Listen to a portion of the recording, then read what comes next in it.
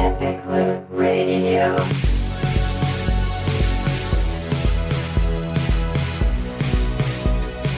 Epic Loot Radio.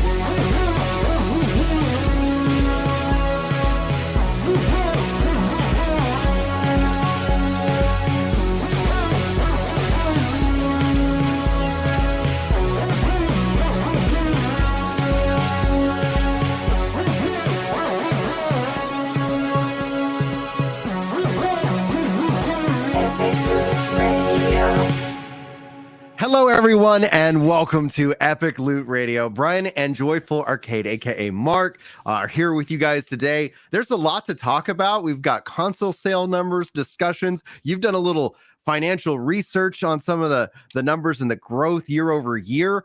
This is, I think, going to be a fun little conversation because it's always been a question that has boggled my mind, being that the PS2 is still the premiere. And I get the DVD argument. I get that because I bought it not just for gaming, but that was my first DVD player. But we're going to talk about that today. We're going to talk about what we're playing. We're going to talk about the Game of the Year nominations, kind of our thoughts overall, what we think maybe should have been nominated, and all this stuff and more. I think that's going to be what you get in today's show. Mark, how are you? What are you playing? What's going on with your life, bud? Well, hey, buddy, how you doing? I'm great. Life is busy. I mentioned earlier, my wife, we're going to be having our baby in 11 weeks now. So that's awesome. Work is solid and going strong. So, what am I playing? Right now, my life consists of helping my wife get comfortable at night as she struggles with the pains of pregnancy. And then after she passes out, I've been picking up my Switch and playing Star Ocean Second Story R. How is that? It's great. So I've never played a Star Ocean game before, and Okay. I was really attracted to when they announced it on I think a Switch Direct a couple months ago, or maybe half a year ago now. And it's apparently a pretty beloved franchise. It's been going for decades now. The remake itself is done fantastic. It looks beautiful, but the story and writing is what I find most impressive. I'm not one to really get into an RPG just for the writing. Okay. But I would tell you this, it has strong Star Trek vibes, which really surprised me. Like very epic story in that sense, but at the same time, it manages to still feel small and cozy as well. So combine that with, it's not turn-based action, it's more of like a Tales of Arise type of action system. I'm liking it. I'm liking it a lot. Like the story has me interested, and the few times my wife's heard me playing it, she's like, "What is that?" Because the voice acting's done really well, so it's been going good. That actually is one of the things that I wasn't aware of, because like this has been on my radar, but when I start looking at my personal backlog, of which right now I'm trying to finish Final Fantasy 16. So I finished Starfield. I put my review up for Starfield, and then I was like, okay, what's my next single player game? And the temptation was like, go play Spider-Man or go play Final Fantasy 7 Remake, Brian. You haven't done those yet. And I'm like, I don't need more unfinished games in my life. But second, it's like, actually I've played many of the Star Ocean series. And we're back on the PlayStation as well. So the fact that you're giving me that education that it's yes, it's voice acted as well, that has me honestly very excited, because it's like, as actually honestly YouTube and kind of my schedule as a dad is fluctuating, I've been able to do like these 1 hour like lunchtime streams on occasion during the week, and then it's like, oh, I'm actually like making progress through these games. There is a future in which that, yes, I will be able to play Elden Ring and finish it. I will be able to play Second Story, Star Ocean Second Story R, and be able to actually finish it, which I think it would be worth my time. Octopath Traveler. Like it's weird. I don't know if you ever feel this way, but it's like the games that I'm most attracted to and enjoy are the ones that are like, yeah, you need more time and you have nothing to give. So you're going to just constantly like be way behind the eight ball. Any thoughts? Yeah, no, I completely agree. I still want to finish Xenoblade Chronicles because I've heard such great things about the story and how it finally pays off in Xenoblade 3's DLC. And it's just like, I'd love to do that. But that's hundreds of hours of gameplay. I tend to stick with the games I know I can complete. So I just finished Super Mario Brothers Wonder. Tears of the Kingdom, I went hard on at first, and then I took a little bit of a break, and I finished that, and well worth it. But yeah, I have that same problem. Like I also started playing RoboCop Rogue City. Which, if you're a fan of the RoboCop movies, it captures that original essence perfectly in terms of just the comedy and satire, but also you feel like RoboCop. One of the best slow motion punch actions I've ever had in a game. It's brutal. But yeah, like it's impressive. Like this is actually bigger than I thought. I thought it'd be level by level, but it's an open world RPG. There's RPG mechanics. You could be RoboCop just helping people file police cases, and everything you do in terms of how you respond has an impact on your stats. So that's a game I'm like, oh yeah, maybe I'll do that over winter break. That might be a fantasy. Maybe when the baby comes, that's definitely a fantasy. So Well, the thing um, about babies is they, especially like a lot of people worry about it, but it really isn't until they start walking around that you yeah, really like. There's certain things you do, but it's like you need to feed them, change them, spend play with them a little bit, but they're going to sleep yep. ideally a lot. Like that's the hope. It's like because otherwise you're going to be very tired and nothing will happen. We won't see you on the podcast for a couple of months at that point. Yeah, that's what I'm hoping for. I've had a lot of experience with my nephews and nieces where I know that's the case. But yeah, so come February, March, maybe I'll get a lot more gaming in as I take a little bit off work just to paternity leave. So, but yeah, diapers I can handle. I've been doing that for a long time. So There you go, man. All right. So outside of that and what you're playing, let's shift into the kind of the console sales because yeah, this is something that's just been very interesting to me because we've seen, I think, exponential growth in terms of what it means to be a gamer. Right? Mobile gaming has played a huge role in getting more people playing video games, and the development of mobile, especially when you start seeing things like the iPhone 15 being able to run like Resident Evil 4 remake.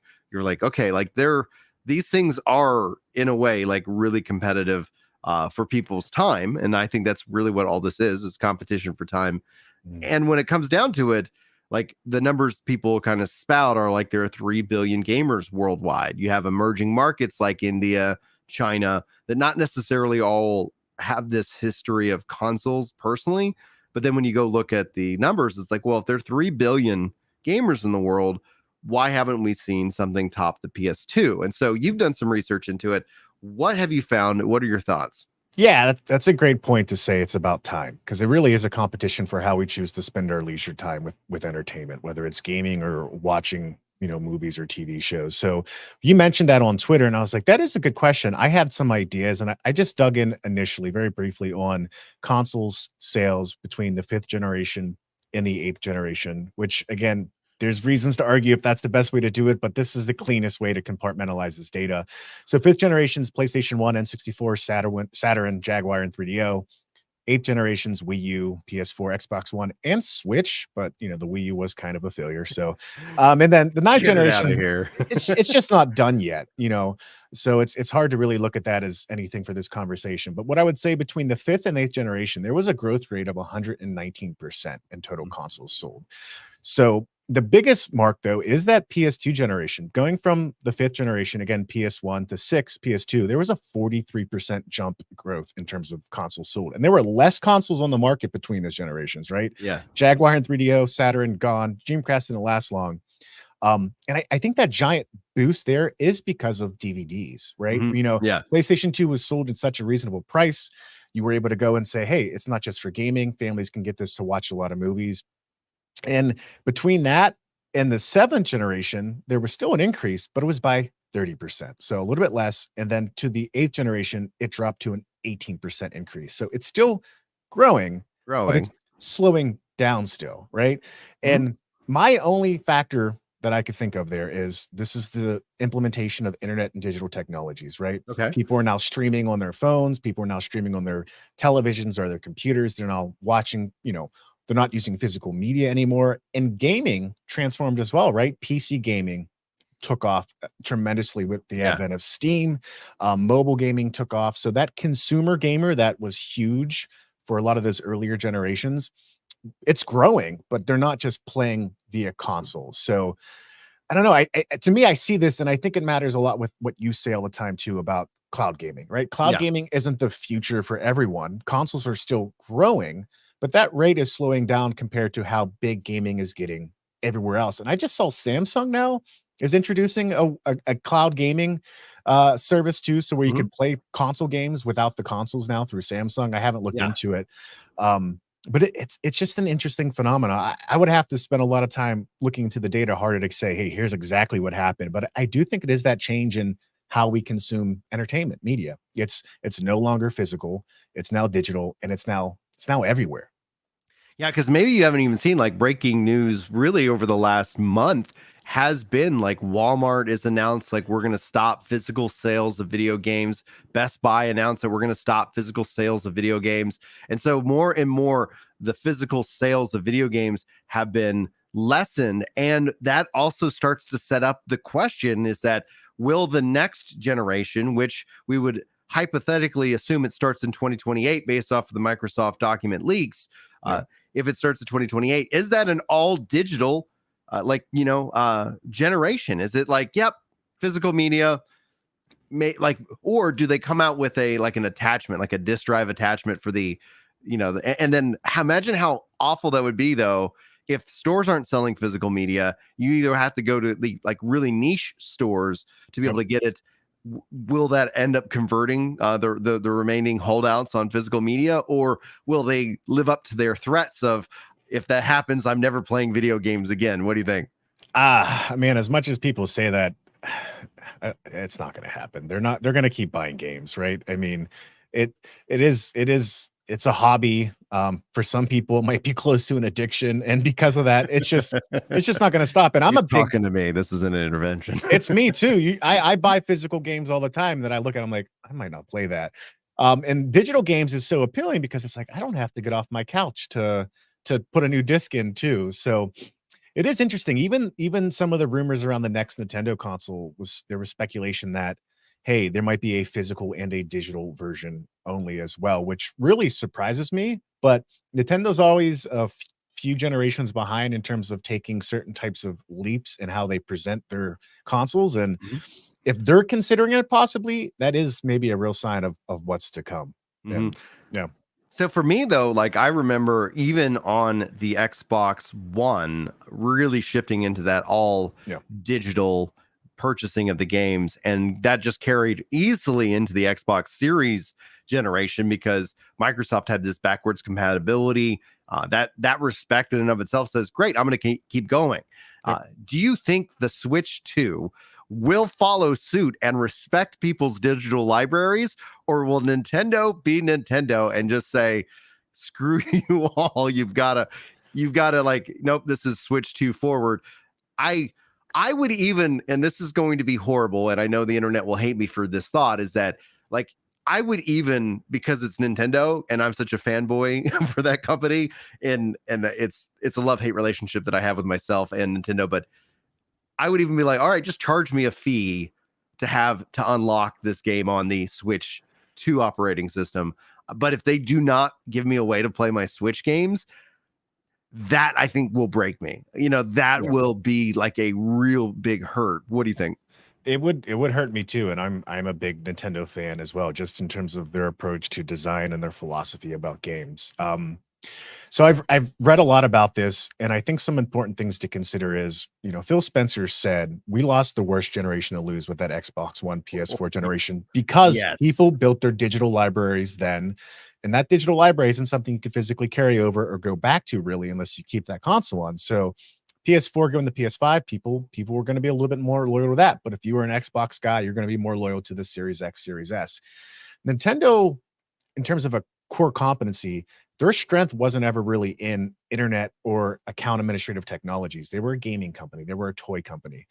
And I know the current president of North America has confirmed that, hey, what we've now done with the Switch, we've gotten rid of all the Nintendo IDs that was on the Wii, the Wii U, the 3DS, and all that.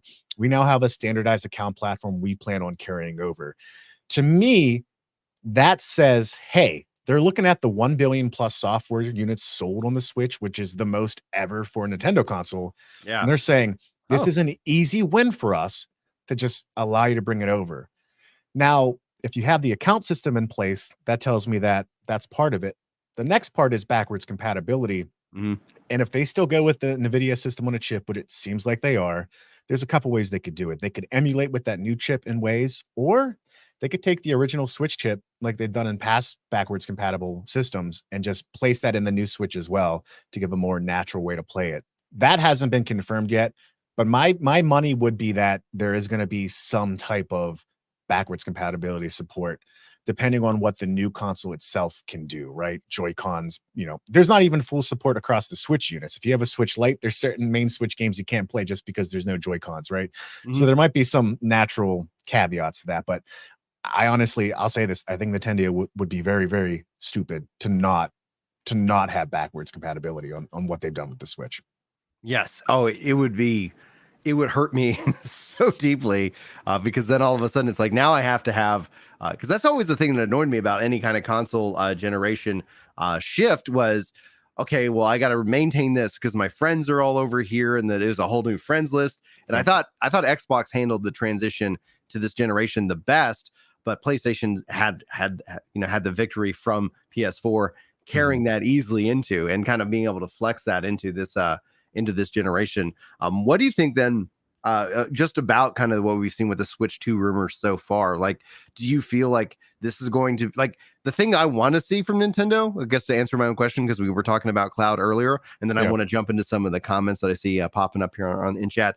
One of the things I would love to see is a cloud edition of Switch where I can just like fire up a browser, fire up my Switch game, and that's it. Like there's no extra step.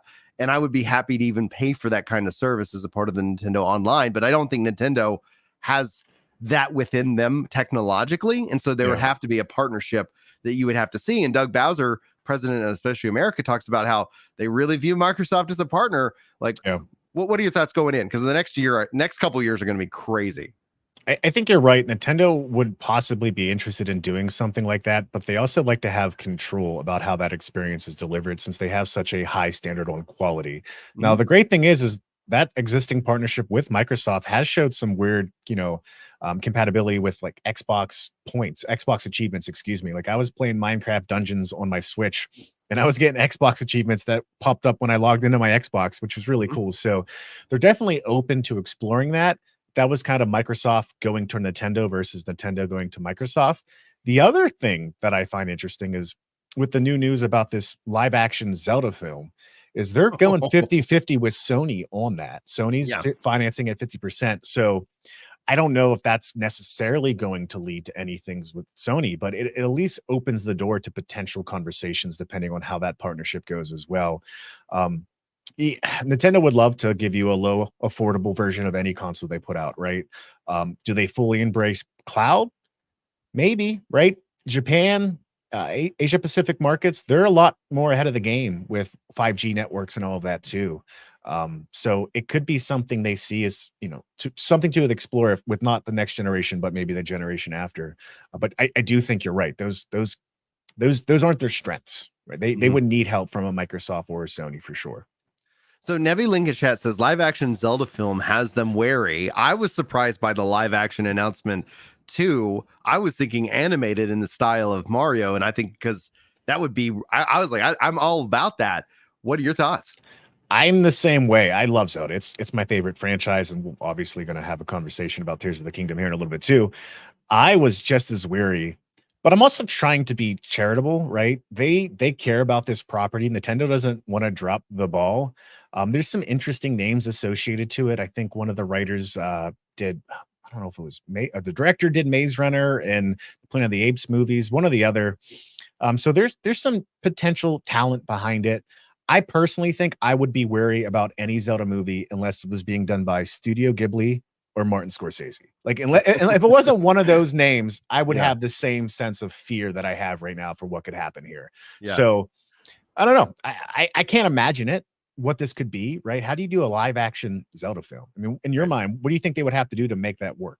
Oh, it's going to have to be like you don't want to go gritty, but I think the special effects budget is going to have to be absolutely absurd. Like, obviously, like the characters are humanoid, so you're not going to have to sit here and do too much about that. But there's obviously some weird, designs in characters that they could put in. And I think you have to lean into, in a way, I like if they could go into it as a kind of a Lord of the Rings kind of style, with that kind of epic adventure, grounded in like, okay, these are real actors, but obviously in a fantasy world. If they go in that direction, I think that could work out really well, especially not just for one movie, but for creating a movie franchise. Yeah. That is pretty much everybody under the sun will go probably see it. Go ahead. Yeah. I'm curious too. Do you think they'd try to adapt a certain story from a game? And if so, what game do you think they would be most easy to adapt for that initial film? Orcana of Time would be the only is the first one that comes to mind. Yeah. Unless they want to do like Wind Waker and be like lots of sailing, But lots of even then, sailing. Wind Waker has such a specific art, right? It Yeah, would almost, yeah, it'd be interesting. I'm yeah. I'm I'm cautiously optimistic. I'll stand that way until it comes out. You think So, Chris Pratt's going to be the voice of Link? I don't know, man. He gets no, I don't think so. He's too busy with Garfield now, it seems like, and probably Mario.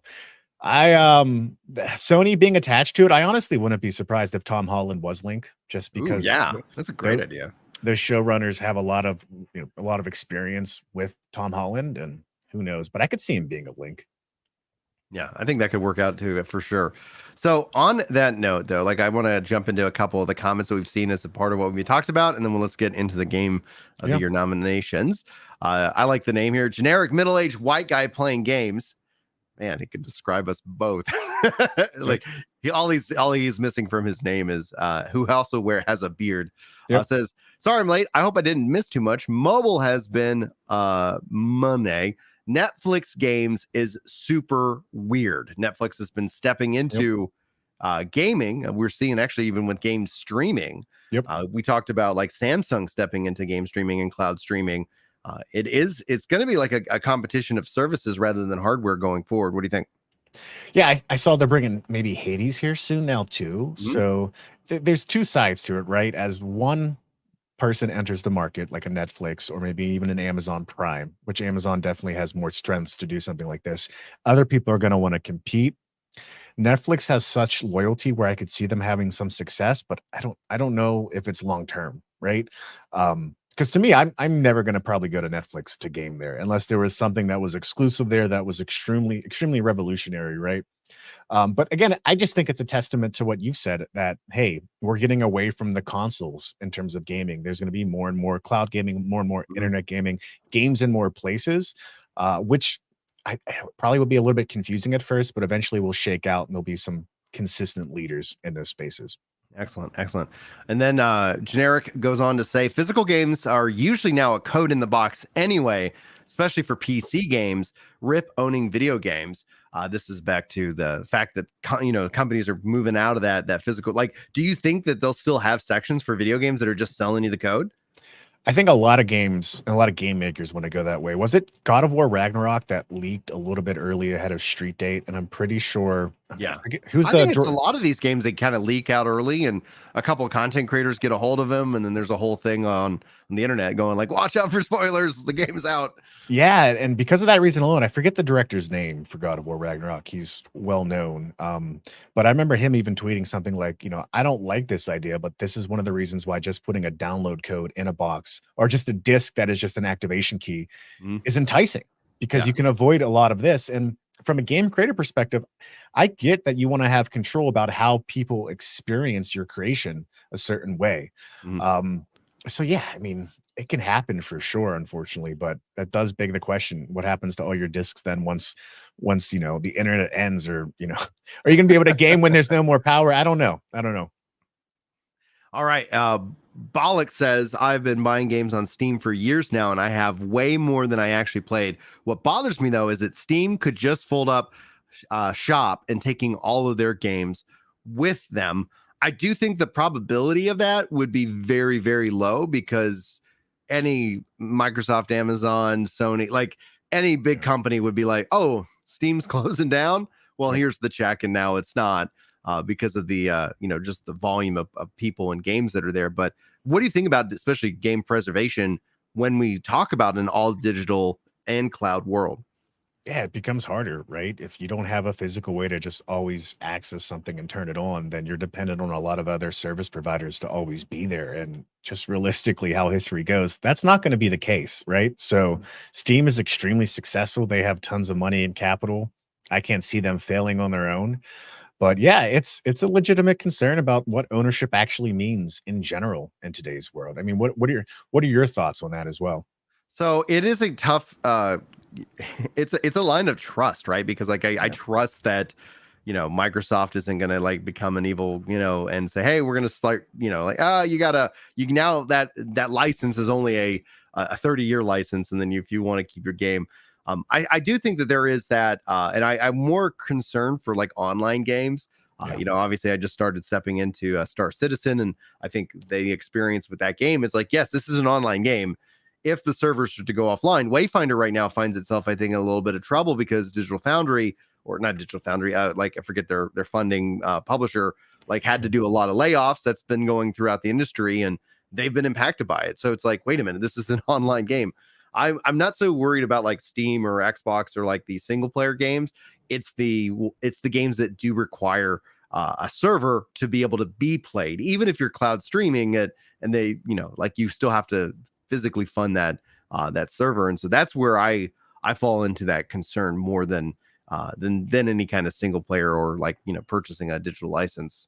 Yeah, and we've seen certain fans of games that have gone that route or have gone and created their own server, right? Mhm. The question is there's legal aspects around that too. So Yeah. it's one of those things where I know some companies are more ready to jump on a legal lawsuit about that, but I do wonder if there needs to be a situation where you could say, legally speaking, hey, you're no longer supporting this product. You might own the IP, but there still needs to be some type of right that these people who bought the game from you have Yeah. a way to play it on their own if necessary. Mhm. Maybe it gets there as games as a service increases, as gaming continues to be a more and more important factor in just the economy in general as it grows and grows. But right now, that's definitely a tough point. Like, imagine a world without Fortnite. I can't, but there's going to be a day and The age where, possibility, yeah. yeah, yeah, and people are going to want to still play that. So And and you can't rely on the like altruism of gaming communities to support it with private servers, which ends up being kind of the process right now. I've even seen people working to recreate. Why am I drawing a blank? It's an old MMO. It ended up closing. Was released recently. I'm thinking like my mind just keeps going to Wayfinder, but man, oh my gosh, something set in the stars. It's kind of like based off the WoW team. If anybody in chat can assist here, it's like, yeah, not sure good about that lord, one. yeah, I failed. Like I was like, why? And that's probably part of the problem. In this case, all right. Back to the comments regarding Zelda. Zoela says, I think Twilight Princess would be a good choice. Neverlink agrees for the story theme. What do you think about Twilight Princess as being the theme for the movie? I think it could work. It's a dark story in ways, but it's very grand. And I know Twilight Princess also went for that very realistic approach to its art. So I think they could easily emulate a lot of those costumes and just looks in general. Even if they don't go that route completely with the story, I could see it being a big inspiration for how they bring it to life in a live action film for sure. Yeah. And then going into it, Yamron says, if he were still alive, Gilbert Gottfried would be an amazing voice actor for Link. He's normally a silent protagonist. Wouldn't that be? That would be the perfect April Fool's joke in Yep. my mind. What do you think? Yeah, I would say if we have that, we have to go with Danny DeVito as Tinkle in the green spandex suit, and that's gonna be a blockbuster. Oh, dude, instant hit, instant buy, Yep. for sure. And shout out to Winlord says, "Huh, just been watching my Star Citizen VODs, and I'm live. Nice, very much. Thanks for joining in, guys. Got lots to talk about left in today's show, so hopefully you guys are enjoying it. It's a good time to have kind of a call to action. Be sure to like, subscribe, and one of the great things that we've been able to clip these things up for you guys. So hopefully y'all are enjoying the just the shows and more. Be sure to, I'll also in the link in the description once the VOD is done, I'll be sure to have Mark's contact, his YouTube channel, and so much more, so you guys can go follow down that rabbit hole and check out the things that he's also doing. He's an excellent content creator, and so I thank you guys so much. Okay, I think it's time. I think we've covered the thoughts. We've covered what's going on currently in gaming. Now let's talk about Game of the Year nominations. Obviously, it was announced yesterday. I saw Twitter just goes off and does what Twitter does. Were you surprised? Were you shocked? Were you happy? Did you think anything got snubbed? What do you think? I'm not surprised by anything. I mean, it's kind of almost predictable at this point. Starfield wasn't on there, was it, for Game of the Year? Not for I don't Game of think. the Year. It was on there for RPG of the Year, and I don't think it has a shot at Yeah. winning RPG in the year because it's stepping into Baldur's Gate 3. the thing is that I'm perfectly fine with Starfield not being on the game of the year because the games outside like the Resident Evil 4 remakes on there, and that in and of itself is like, okay, like is that's more of a conversation as gaming and gaming culture goes, is like, is that something we're okay with? Like, I don't want to sit here and dictate that to anybody. Like, Yeah. if people are like, yeah, it's a great game, it's like, cool, then it definitely, the people worked on it now. It's not like they just like remastered. It's not a remaster, Yeah. it's a remake. So it's like, okay, let's I'm game for having that debate and discussion. But the thing that I think for me that I was like really shocked by was that Starfield was not on there for music. Or audio. I thought the sound design and more in Starfield was really great, especially the music. I felt like it really was fantastic, and it missing on that was like, okay, like, it makes me also want to make sure I go check out those other games because being seventh place isn't bad. Sure. If I ever am lucky enough to release a video game and it makes it at number 7, which is not listed, in the consideration for any game of the year nomination, I accept. It's like, thank you. Yeah. Starfield's audio is the first thing that caught me whenever I started that game up. Just the sound that emerges at the boot up screen. It was captivating. It set the tone for the grand fantasy you're going to go on.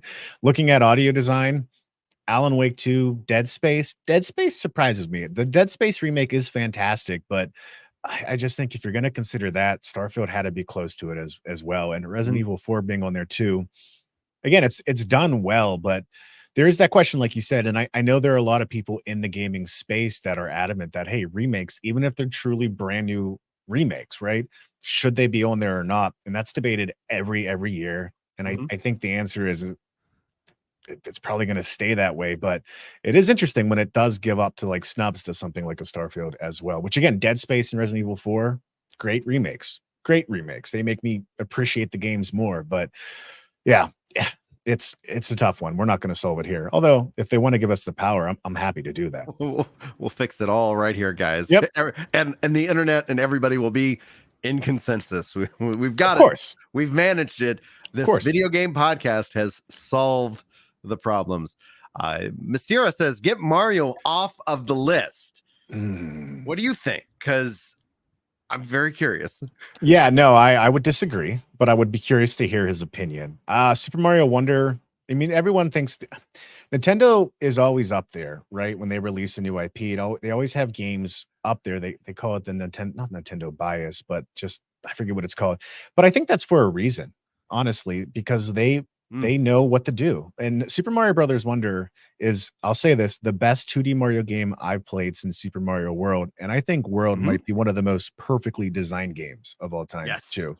So for that, I don't think you can snub it simply for how important Mario has been to gaming, right? I mean, without Mario Brothers, what other franchise would have captivated and catapulted gaming in the 80s onward like it has? So yeah, so I'm actually perfectly fine that Mario is on the list. And one of the things I've been juggling, as we kind of round out this year is is it going to be Starfield for me? Because when playing through Starfield, I was like, yeah, this is my personal game of the year. Like, this is the game that I'm just like, wow, I really enjoyed this. I have my complaints about like the multiverse fatigue that, but it makes sense within the new game plus. But overall, the story, I'm like, a multiverse to me just makes every choice mean less. There's less impact. Oh, they died in this universe, but they're still alive in a million infinity, universes out there. Great. But it was then I was like, well, I was saying I hold a reservation for Super Mario Wonder. Yeah. And when we talk about Wonder, we talk about the music. We talk about the level of animation that they went through. And I saw some comparisons to the new Super Mario Brothers. Get that crap out of here. And I was such a Mario fan, so obviously biased, but I was just over like consuming the new Super Marios and at the same time grumbling like, why Nintendo did you call it the new Super Mario Brothers? Because it's now 20 years old. Like, it's my whole, I have a whole stand-up bit about like the Old Testament. Like, what a flex, what a word to just label like, hey, here's your scriptures. They're the old scriptures, but you got to hit this New Testament, man. It's anyway.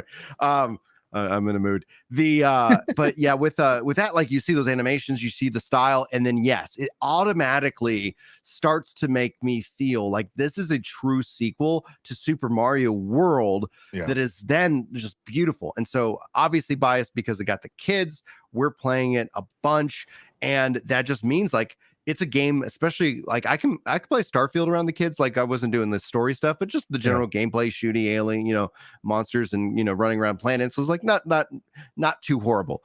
But Yeah. Super Mario is like it's on. It's family game night. We're playing Mario. We're all like doing different things, and you can play it multiplayer or you can still play it single player. They actually do it.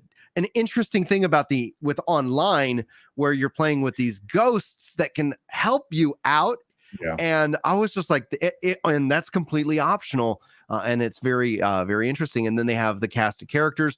One thing I would have loved to seen though is that it's great that Yoshi, I almost said Yoshi P. It's great that Yoshi is a playable character. It would have still been cool to find him as a rideable mount in the game that then unlocked different kinds of exits. That's something that I really appreciated about Super Mario World.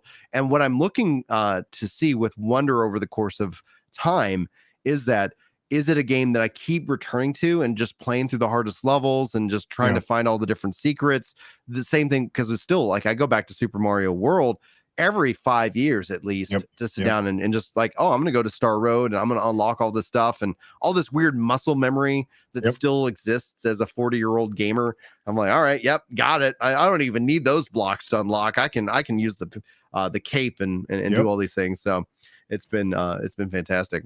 Yeah, to your point about being able to play the game with anyone, and the attention to detail is mind blowing. Just all the small animations from Mario going into a tube and grabbing his cap, to the face of the Goomba whenever you're about to jump on him, like he's just terrified, like he knows he messed up. It's a love letter to the franchise, and it is such a great direction compared to where new was, because it wasn't new anymore, right? It was rote. It didn't feel like it had the same exploration appeal of the original games, especially World. And I think when they removed the time countdown for Wonder, that was such a huge deal to just say, hey, explore at your own pace. And again, to me, I think we tend to experience the most joy when we do things with other people. And the fact that Wonder is a game that not only can you do that when you're online with random people and like actually have weird, genuine interactions, like, hey, thanks for saving me from that fire, I'm an idiot. But just being able to play with family and friends, like that's a special testament to how good the game is. And I think that is enough credence to why it's on the list too. Again, also partial to him being Italian, just because, but yeah, it's always funny because the people like look at me and don't realize I'm Italian as well. And it's like, that's also made it fun to be a stand-up comedian, because it's like, I can be like when Cuomo got in trouble, it's like, I get it. I get it. Like, okay, yeah, he's Italian. It's like, that's not an excuse. It's like, I don't know, man. Like, it's funny because I married an Irish girl. And if anybody knows like the Irish, at least from my experience, it's like they're not really a touchy-feely kind of bunch. But it's like with me and the Italians, it's like, yay, like embracing and kissing and hugging and stuff like that. So that's a big story here too. My family's mostly Italian, and then my aunt married an Irish, and so there's a lot of Italians, Irish. And yeah, I think the first time my wife came over to my uncle's house, she was surprised because it's very normal, but like, hi, nice to meet you, kiss on the cheek, right? Yeah. And to some people that could be shocking, but I'm like, yeah, didn't you grow up just kissing each other on the cheek? Like, just like that's the kiss of peace. That's a normal historical thing. But yeah, I when that Cuomo news broke too, my wife looked at me and she goes, no, I get it. And but oh man, crazy times now. I'm working on a whole like bit about that, as I've been cursed by the Louis CK, like touch. And I stand out with all the other blonde wives that married into the family. We got the Montalbantos and the Pucciarellis. It's like, yeah, so I got to work on my Italian accent, because one of the things people always kind of point out, they're like, you don't sound like you have a Texas accent. I go, really? Like, I hear it. I like from time to time, especially if I get tired or drunk. Yep. But it's like, all right, yeah, I guess I have a normal American style accent. And that's one of the things I've been trying to work on with my routine is to get comfortable with doing impressions and voices. So Sure. I pulled that band-aid off last night and did a whole like Harry Carey sketch Okay. at the comedy club. And I think it went over really well. So we'll have to see Yeah. in this Yeah. case. All right. Obviously there's still like so much to talk about. I think we're both in agreement. Mario, absolutely takes the cake. Yeah. I think if I was going to vote, like I'm assuming you'd go for Zelda. Like I think you think Zelda takes it. I did. And once I saw the announcement, I was like, I'm voting for Zelda for everything I can. And again, I know that might not be the popular choice among everyone, but I'm so impressed with what they did with Tears of the Kingdom. Even again, for those who haven't beaten, I won't spoil it completely, but one of the best endings in a Zelda game. Like one of those, I'm like if a game leaves you with like your kind of heart pounding in the chest a little bit, and you're like, wow, that was fantastic. You want to tell people who aren't even gamers, that to me tells you it was a good Spider-Man 2018 did that for me as well, the ending of that game. So yeah, I think it's my personal favorite. But when I look at the list, I'd probably say I will be surprised if Baldur's Gate 3 doesn't win. Even though that's not a game for me, I can look at it objectively and say, I get it. I get why people are excited about that.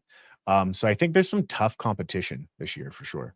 Yeah, I think for me, in a way, and it's not that I'm an anti-Zelda fan because I love Zelda. I grew up with it. I haven't played through Tears of the Kingdom yet Okay. because I was like, I'm gonna wait for the Switch 2. That's like honestly, I was like, well, if the Switch 2 can run this game and run it like at Yeah. 60 frames a second, like that's the experience that I want. But my wife keeps like I might end up buying it for her for Christmas Okay. on her Switch. But so I'm sitting here, yeah, like, yep, just gonna try to find some time. However, I do feel like there is a Nintendo bias, especially when it comes to the Game Awards. And yes, they do execute, but man, I kind of think that it's like if Zelda takes it over, Baldur's Gate 3, Yeah. it just I think it just calls them more in my view is that I think then you're going to see a bigger narrative push of that this is a paid for and bought awards. It's not a true reflection of X, Y, or Z. Do you feel like that could be anywhere near the reality of what we would see? Yeah, I mean, honestly, the Game Awards themselves it's got to be financed by gaming companies and partners in that industry. So I wouldn't be Yeah. surprised if it's just that is the case. But I know I honestly don't know how the voting completely works. Like if our votes count as much as other people in the industry too. Um, I will say this about Tears of the Kingdom. If they make a sequel to it or another entry in the 3D franchise that is just more of that, Mhm. then I will say, okay, it's hitting its limits on what that, in terms of what you can get out of that specific formula and design. But I do think, and Breath of the Wild won in 2017, right? So to me, again, I was skeptical with Tears. I was like, how can they do more if it's going to be so similar? But the first 10 hours, I was like, oh, I get it. Like this, I get it. Like they somehow made Breath of the Wild in ways feel like a demo for what Tears was eventually going to be. Yes. Yes. A- Yeah. and so like I'm sure there will be that argument depending on who wins, right? But at the end of the day, I could see it both ways. And again, I'm Baldur's Gate 3 again, not a game for me, but I Mhm. could see why people will vote for that and go that route and say that it's game of the year. And I'm fine with that too. So I think, and Sonia says Final Fantasy 16 is awesome, and I'm enjoying playing through this 16. I haven't finished it, and my hope is that I will be able to do that before December. I'm assuming I'm going to get some more gaming time with Thanksgiving holiday and what have you. But I don't know. I don't know technically where I'm at in the story, and I'm yeah, not going to spoil it for anybody who hasn't played it yet. So I feel like I'm making decent progress, and I'm looking forward to seeing ultimately how that game shakes out. But I do say that I was wrong about Final Fantasy 16. I thought going into this year with Yoshi P and the team. That I thought Final Fantasy 16 was an absolute game of the year, and it really isn't. And I think it's for a couple of reasons. I think the biggest miss, because I know a lot of people focusing on the battle system and being more in action, and it's like honestly, I have no issue with that. I still want to see the Gambit system return. I okay, wanted to see the Gambit system in Final Fantasy 15 because I yeah, think that would be something that would add into the strategic planning sure, of fights. You're like, okay, I want you're in my party, and I want you to kind of focus in on this because I want to play this character in this way. So that's one thing that I wish and have wished for a while, that it wasn't in it. And again, that was a fine design decision, but the Sure. limitation on just putting it on PS5, I think is really more that it soured the water so much. It made it a whole console thing. Same thing with these exclusives, and that kind of ties back into the where we kicked today's show off with console. Hey, what's going on with the console sales? That they are slowing down. What does that mean? They're growing, but it's the velocity of which they're growing has definitely slowed. When it comes to 16 just being on PS5, I understand why Yoshi P said what he said. I understand Sony's paid for that, both with man hours to make it work and more. But I think that in and of itself is the biggest miss, because it's like, hey, imagine if Endgame came out and we're gonna say only people on the East and West Coast can see it. Everybody in Central America, throughout this time zone, you're gonna have to wait a year. That would be like, all of a sudden you're gonna get spoiled. It's going to get ruined for you, and it's just not right. What do you think? Yeah, I agree. I see why. I know why developers choose that route, right? Because it is a time and a money thing. And when you're developing for one console, it's a lot easier to perfect that game for that one console. Kind of related to it, Baldur's Gate 3 didn't come out on Series S at first, and there was the argument well, the Series S is holding back this generation. And I kind of personally would push back on that, because it's they develop games for multiple consoles for PC all the time, because they're developing for different tiers of PCs.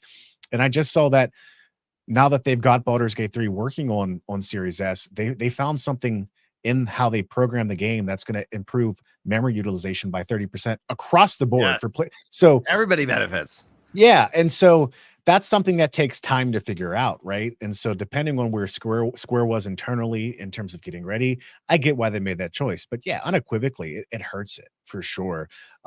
Spider-Man 2 as well. I mean, even games like Tears of the Kingdom, there's so many things to trade off about how you want to present your game, but there's still the idea of, is it better for our console and our brand if we keep it here too? And I think Square's a little bit different than some of those other franchises I also just mentioned. I think they benefit. That IP is enjoyed everywhere already, right? On PC, on Xbox, so Nintendo Switch too. So I think they would benefit more for sure by being more places. So I guess the final form of controversy that we kind of saw after yesterday, Starfield, and I saw Star Flop and Star Failed trending, which was fun. But the other one was Hogwarts Legacy. And that's a game that came out and just had insane sales. A lot of really good critical reviews. Obviously, controversy surrounding not J.R. Tolkien. J.K. Rowling. Thank you. We've just been sitting down reading the books for the kids, so it's like I've never read the books before, so it's been a fun treat.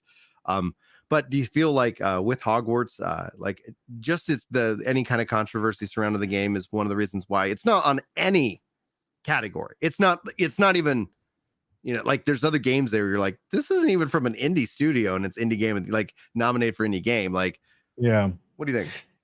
Yeah, it's interesting, right? I remember it was the talk of early 2023. My brother-in-law said people are saying it might be one of the best games of all time. I personally didn't play it. It's the first game my wife ever played, because she just read the books and loved it, listened to the books. And she was enjoying it, but she stopped. And I haven't played it yet either, so I can't really speak to it. When I look at these other games, I guess I can see the argument both ways. In terms of the controversy, I mean, that could definitely be a factor too, but it didn't pop off at me as well, just because honestly, with how good gaming has been in 2023, it personally wasn't a high one for me as well, right? There have been so many other games. I haven't made time for it, right? So it's like there's just been so many other games that I'm drawn into. But I decided I did purchase it, and I haven't, but I just I have an addiction, and this is what we call an intervention. I get it. My name is Brian. My name is Brian. I spend money on games that I don't have time to play. Please keep me in your prayers. So that's where it's like, but from what I've seen, people have said it, and so I actually echo what you're saying. I said this was an incredible year for video games. It's like no matter what games got snubbed, and that's when it comes down to it. Everybody has a favorite Pokemon, Yep. and whenever Nintendo's like, "Yep, not all the Pokemon are going to be in it," somebody's getting snubbed because there is a list, a number that is limited. And I do think though that from a sales perspective, like I don't know. I'm just like they won because like they made insane amounts of money. I know that means that there'll be future Hogwarts games, and if the team can continue to deliver on that, because the game director said, basically about the controversy is like, I just got to make a good game. Like Yep. if I make a good game and people have fun playing with it, like that's really all the gamers really want at the end of the Yep. day, and all the rest of it just is online stuff for online attention. So that's just Yeah. going to be how it goes. Yeah, the internet's always full of the most reasonable discourse for sure. So yeah. The most calm and genius of minds float to the top of the algorithm. All the time. Yeah, I mean, talking about 2023 in terms of gaming and being one of the best years, I've been trying to keep up with Metacritic data from 96 to this year in terms of games that are 90 or above. And based on my most recent update, I could be missing some things. It currently stands tied for six in terms of the in sixth place in terms of most games with a 90 or above, with 28 total right now. And that Okay. does include historically if a game like Red Dead released on multiple consoles and got 90s on multiple consoles too.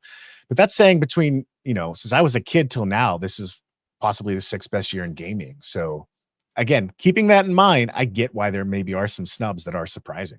So Now, Chili says in chat, and this is actually something we've seen in movies when it comes to, the movie of the year, the Oscars nominations. Chili says, I will say, if you want a shot at game of the year, never release in Q1 or Q2. The newest games will always have the highest chance of being voted because it's the newest games releases. Yep. And that's the same thing that Hollywood does. Like they wait for all their Oscar contenders for a specific season, because if you release a movie earlier on, it's kind of like, oh, what have you done for me lately? Yep. And I totally agree with that. Like, and I don't I don't want to see games shift their schedules around in a way to try and target like award season. We've seen, Yeah. I thought this happened even with Jedi, the first Jedi Survivor. Like it was like everybody was really like loving it, but it came out like a week or two because it ended up having a delay or something. Yeah. It came out after the nomination period to be considered for that year, and then it was just easily forgotten in the next year. So like there clearly is a human element to this to this process. Yeah, again, I don't know if it's solely based on, we got to plan it right for game awards, because I think at the end of the day, a company's like, yeah, we got a game award. That's awesome. We kill most about sales. I think realistically, post holiday season, there's a little bit of a chance that you're going to get less games purchased, right? You bought a lot of stuff already. So I think they probably focus on best times to release games in terms of, highest optimal sales as well. And there just might be some overlap with that recency bias. You're right. Because like, again, my first look at this yesterday, I wasn't like, where's Harry Potter? I haven't thought about that game in months. Right. Yeah. So very neat, very neat. All right. So like outside of, we've talked about like Mario, Starfield, the nominations, obviously you're pulling for Zelda. I would love to see Mario take it because I'm still a little bit bitter about how Zelda beat out Mario Odyssey. And I can't, I don't like, I think given time, we can clearly see that was a mistake. I don't know. Do you agree or disagree? I'm such a Zelda fan that I think it's one of those. It sucks that they came out in the both year, but they're both fantastic games. And if you're going to crown one, I'm not upset that it's Breath of the Wild personally. But again, if you want to say should have been Odyssey, I can hear that out too. But again, 2017, great year for gaming. Like again, the Switch's library in general. If this is the last year and that was the first year, think about just the stellar end caps they're having to this console generation. So, but yeah, I mean, that again, I'm Zelda. I'm a big fan. So I'd love to hear from chat though, like on that, because that's one of the things that comes up when I was talking with David Jaffe about this kind of same concept. In fact, him and I are going to collab as a special kind of thing this coming Thursday. So if you guys are, want to talk, we'll talk about more Game of the Awards, etc. But we talk about like historically, like when you look back, like here's the game of the year, but then once like 5 years have passed, sometimes that value can change, and you're like, well, yeah, that was what I was excited about because of hype, But then realistically, I look back and I'm like, oh, we're all still playing this one game. We're all still, like this in and of itself, had way more legs. And that's something that can only be judged with time. And that's where I come up with Odyssey. I was like, I thought it should have won, but now I'm like, it definitely was snubbed by that, especially with Tears of the Kingdom, where people are like, oh, the first one was like Breath of the Wild was like a demo for Tears of the Kingdom. It was like the training wheels, and then Tears of the Kingdom like just launches it off from there, which does make me think that if there was going to be a winner, it would be Tears of the Kingdom over Mario Wonder, because of what Tears is doing. But my goodness, I think, you and me will have to have our Mario and Zelda fight like every 5 years whenever they release one of those games. I'm fine with that. Yeah, I'm fine with either way. An Italian might win, and I'm okay. So yes, and in every situation, an Italian is victorious, and and especially if that Italian's named Mario. Oh man. I Am Prout says, do Game Awards wins translate into sales like it does within Hollywood? I mean, they put it on the product, right? They put it on the product packaging if they do a new SKU. And that probably matters a lot to parents maybe looking for games for kids more than it does for you or I or other gamers out there who are just connected to the scene. But it probably gives it a little bit of a bump, I would say. I don't know how huge it is, but some games you might not have heard of, like Dave the Diver. It's been on my radar for a bit, but seeing that it's nominated for a lot of awards, I'm like, maybe I should try that out on my Switch, so. That's really good. That's really good. And one of the things that was called back from earlier, like I do think it actually translates into sales. Yeah. And so that's where, because they can slap Game of the Year on the label, and then you can, it gets bundled. And so I think having those kind of prestiges does help. I don't know if there's any kind of tracking number or metric behind it. I don't know if it also would help something like Zelda sell more, right? Like, I think there is a diminishing return. So something like an indie game or a game that maybe you're like wasn't on your radar, that could help push it over the edge for you. But for something you're like, I already bought Zelda. Like, it doesn't sell. I don't go out and buy another copy of Zelda, where it's like a movie. You could be like, oh yeah, I watched that. Oh, I'm gonna watch that again.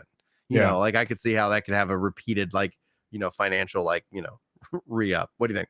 Yeah, no, that makes sense. There's only so much you can squeeze when you have a huge IP like a Tears of the Kingdom or a Mario Brothers versus, again, some up and comer company that you might not have heard of, but might be the real truly innovative release out there as well. So to your point about going, like, it's an interesting question you bring up about going back to like what are the games we still play. I think about Starfield with that, because Starfield's going to keep getting worked on. It's going to keep getting patches. There's going to be more and more mods. Starfield's probably play Starfield. Like, I was sitting here, I was like just booting it up a little bit this week. Going to play some more this week. Very, like, right now it's more in a casual perspective, because I was moving forward on on like, actually, like, I want to finish the story. Now that has been done, I'm like, yes, like, this is great. Like, yeah, I'm going to keep going back to it. In fact, they got new updates rolling out. I almost installed the beta to test out the DLSS updates. And I was like, oh, I'll wait, but it's like, and then there's DLC and mods. And it's like, this is like one of those games where it's like, people are like, oh, trying to meme on it, like Game of the Generation. It's like, I will be surprised, and I will admit that I'm wrong if this ends up panning out. But if we're still playing Starfield in 5 years, like, yes, that is exactly what we mean by this. This is a game that just continues on. But I'd be surprised too, because I think that's just the norm for Bethesda games, right? Bethesda games have that long attraction to them. Yeah. So, and thank you so much, Chili, for the $2 super chat. Says, if you're new here, maybe hit that subscribe button and like. So appreciate that, the support here on the channel. And also just kind of a callback earlier where I was drawing a blank. WildStar is the name of that MMO that they're like, it's going, people are working on it in the private server capacity. Same thing with man, drawing blanks. There's another MMO that I played, Reckoning, Warhammer Online. There it is. I at least got that one. So thank you so much for the support, Chili, and thank you guys so much for being here. There is any, like, this is pretty much we got 1 more minute left for the scheduled show before, like, I know I go back to work, you go back to work. That's what we do. Like talking about games that we like providing for our families. We're men. You got any final thoughts before we wrap up? Where can people find you? So you can find me over on YouTube and Twitch and TikTok at Joyful's Arcade. I know you said you'll post a link below. I mentioned this the last time I was on as well. I'm also co-founder and producer over at Devour Games as well. So if you follow my profiles, you'll find a link to that as well. We've been making games. Well, made a game a few years ago working on games, contracted out to do other games as well. And one exciting thing, I don't know if I've told you this yet, Brian. I've been lucky to work with some very talented and connected people in the esports world. And a few months ago, probably about 6 now, a lot of them got together and invited me in that hey, we feel like there's a gap in the collegiate esports world, specifically with fighting games. And so we started a new company called CFGC, Collegiate Fighting Game Conference, and we had our first beta tournament start last night with over 50 universities and 80 plus players doing Street Fighter Online. So we're hoping it's got some momentum, and one of my many involvements in the gaming world as well. So it's cool to see that aspect of gaming, esports. I followed it adjacently beforehand, but now that I'm getting more involved, you can see such passionate ways gamers, going back to, are you still playing this game? Street Fighter 6 is going to be played for years and years and years, right? So that's up and coming. If there are any esports fans out there, any college folks out there that like to play fighting games, I'll have that on my bio as well to see, you could enter and participate. Sweet, dude. I need to check that out. I need to get back into the fighting scene, because that's like fighting games and RPGs was like all I consumed. I was really big into that. Soul Calibur, and like dominated my college years. Soul Calibur 2 and 3, and fantastic games. Games. And so I've been dying. I need to spend more time with Street Fighter 6, because that's one of the ones that is just like, yep. And that came out just like at this time of Diablo and Final Fantasy 16, and again, buying games that I don't have time to play. We'll have to get that resolved. I think it's still on my shelf in wrapper. There we go. Well, it's an intervention for both of us. As a final kind of subject, though, I thought this was a really good question. We didn't talk about it. 2024 most anticipated games. Prute wants to know. What do you think? Gosh, that's a great question. My brain's blank right now on anything coming out on 2024. Realistically, I'm sure I have some. One game I'm still anticipating, it's supposed to come out this year, but it might not, is Warhammer Space Marine 2. That's a game that just looks awesome. But in terms of 2024, I'm just drawing a blank right now. What about you? So I think when I start looking at it, like the two biggest games on the radar that shifted out of 2023 are Blue Protocol and Throne of Liberty. As especially like, again, I just kind of I love the multiplayer, online MMOs that just kind of keep drawing me back in. Star Citizen, I don't think it's coming out in 2024, but I definitely am like, that's going to be another game that I spend at least, at least a lot of time playing and experiencing and learning and kind of then following, because all of a sudden it's like, dude, it got its hooks in me good. But I think it's hard for me to pick between both of those. I've played Blue Protocol. I haven't yet played Throne of Liberty. And so I'm very kind of curious to see how the reception of it is. How do I enjoy playing it? The fact that it is controller support base in the base games natively makes it a lot easier. Crossplay.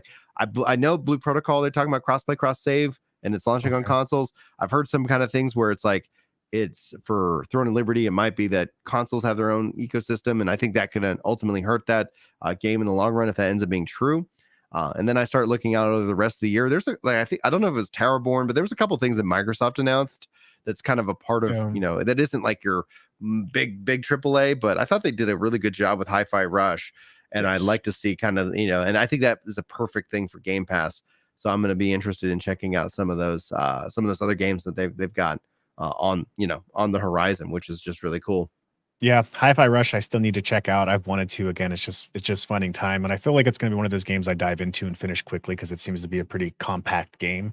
I just Googled it, and I forgot that we have Final Fantasy VII Rebirth coming out next year. Yeah, which is huge. Star Wars Outlaws, which looks interesting. I'll say this. Here's my official pick right now that I'm looking forward to most: Prince of Persia, The Lost Crown. It's a Metroidvania game, which I love. It looked really well done. So that's going to be out January, I think, too. So that's real soon. That's my most anticipated game. See, and for me, like, that all depends on if I finish Final Fantasy VII Remake, which I have to start Final Fantasy VII Remake to finish it before I jump into Rebirth. So that is, there's a dependency here. I think of that from a software like, oh, we got a dependency. I got to get this knocked out before I can even consider. So I've avoided all the 7 Rebirth stuff because a trailer. I was like, shield my eyes, and go from there. But yeah, dude, it's gonna be, I think, a really excellent year. And at this point, like, I think we gotta get back to the grind. I thank you guys so much for taking some time to spend with us during the day. Again, go if you're watching this as a VOD, sound off in the comments as well. That's a great way of supporting these. And check out the links. I'll get them added, and you can go check out Mark's content on the internet as well. But without any further ado, I'm going to let you guys have a wonderful day, and hopefully we'll see you guys in the next video, podcast, and or live stream.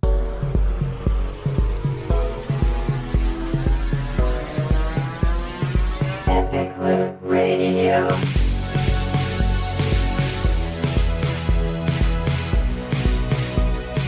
Epic Loot Radio.